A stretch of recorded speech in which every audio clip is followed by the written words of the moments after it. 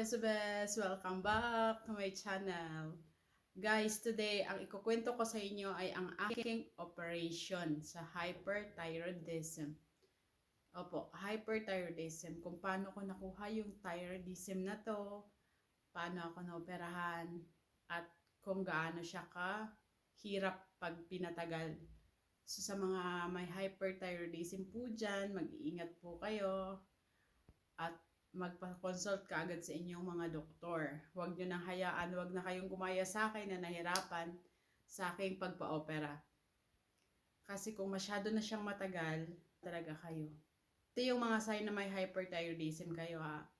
Yung laging pagod, tapos yung sa akin, hyperthyroidism with grave disease. So lagi akong pagod, tapos maga yung mata ko lagi, akala mo bagong gising. 13 years yung hyperthyroid ko bago ako nagpa-opera. Ang hyperthyroidism po, sinasabi ko, malakas mag-means, hyper to tapos yung nagka-palpitate tayo. Magana naman sa pagkain pero payat. Kasi nga ang bilis ng ating metabolism. Kasi hyper tayo lahat sobra. Yun, naglalagas ng buhok. Tapos kung may grave disease ka pa, yung mata namamaga, kagaya sa akin. Tingnan nyo pati sa, after, kung naoperahan na, may namamaga pa rin. Alam mo yan, parang yung mata mo laki.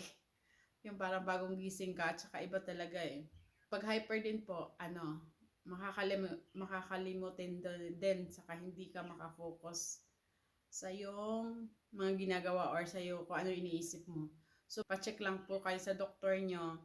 Tapos, kung sinabi ng doktor nyo na magpa-opera, pa-opera na po kayo kaagad. Huwag nyo nang antayin na tumagal pa kagaya sa akin. Umabot ng 13 years bago ko siya napa-operahan kasi mahirap. Mas maaga, mas maganda. Okay? So, next time po kukwento ko sa inyo kung ano nangyari sa operation ko. Pero for now, yan po muna yung ibibigay ko sa inyong tips. Sa mga kababaihan na may hyper or kababaihan or minsan sa mga lalaki nagkakaroon din, pero mas marami talaga sa mga babae ang nagkakaroon ng hyperthyroidism or problema sa thyroid. Ito yung lahat naman tayo may thyroid, kaya lang yung iba super active lang talaga. Kababaihan dyan na may sign ng hyperthyroidism. Ang sign po niyan ay akala nyo may rayuma kayo, pero minsan sa sign na po yan na may hyper pala tayo. Kasi yan yung una kong naobserbahan na masakit yung aking kasukasuan sa paa. Nirarayuman na, yung pala yun. First sign na pala yun ng aking hyperthyroidism. Saka malakas ako kumain pero payat. Tapos naglalagas yung buhok ko, sobra ako maglagas ng buhok. Tapos pagising ko, parang gusto ko na naman matulog kasi sobra ko talagang pagod.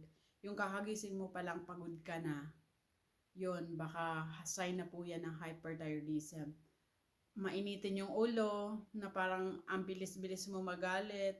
So, dapat guys, kung napapansin nyo itong mga sign na to, dapat magpa-consult na kayo sa doktor.